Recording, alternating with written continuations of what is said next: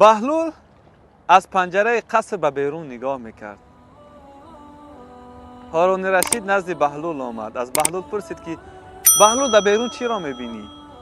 بهلول در جواب گفت یک گروه دیوانه ها را میبینیم که دیوانوار به هر طرف دوانند، اما نمیدونند دنبال چی میگردند. مشکل به این تمام نمیشود. اگر از بیرون قصر درون قصر نگاه کنم همه چیز میبینم.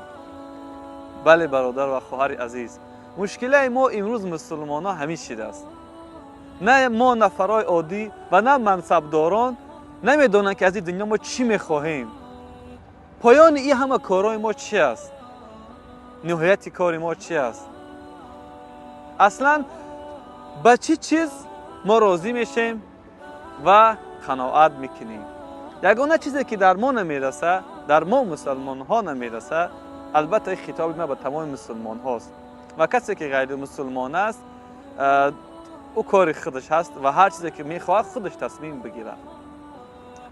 قناعت است. اون چیزی که داریم به او شکر نمیکنیم. هرچند که داشتگی های ما زیادتر شوه از او زیادتر میخواهیم. آیا همین خیلی نیست؟ یک وقت آرزو میکردیم که کلان شیم، الان کلان شدیم، بزرگ شدیم. یک وقت آرزو میکردیم که ماشین بخریم، ماشین داریم. اما ای که میخواهیم پایان همه اینا چیست؟ اصلا ما از زندگی چی میخواهیم؟ راه حل در کجاست؟ راه حل در کنستیتوسیای ما، در سرقانونی که خداوند برای ما به طریق پیغمبر علیه السلام به ما رسانده است.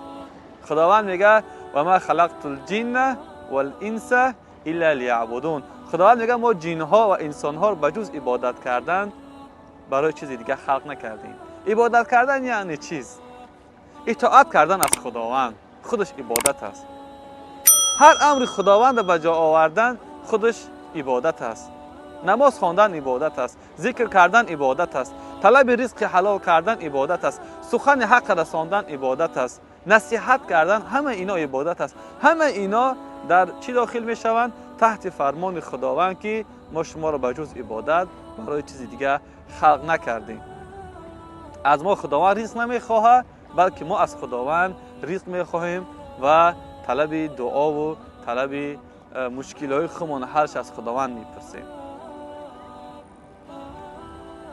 اگر ما دنبال سعادت میگردیم، سعادت ما در نزد ماست، اسلام و دین ماست.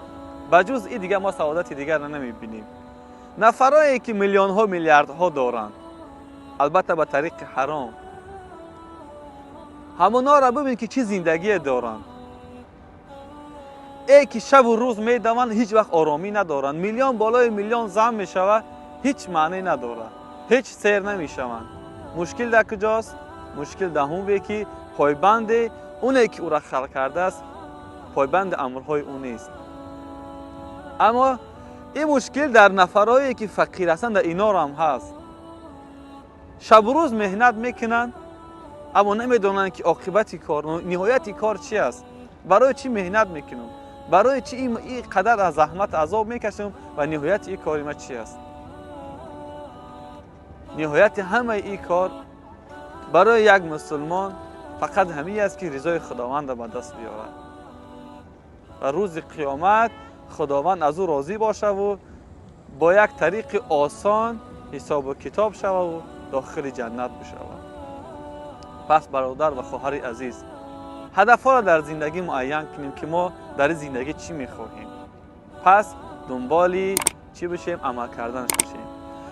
با امیدی قناعتمند بودن هر یک مسلمان.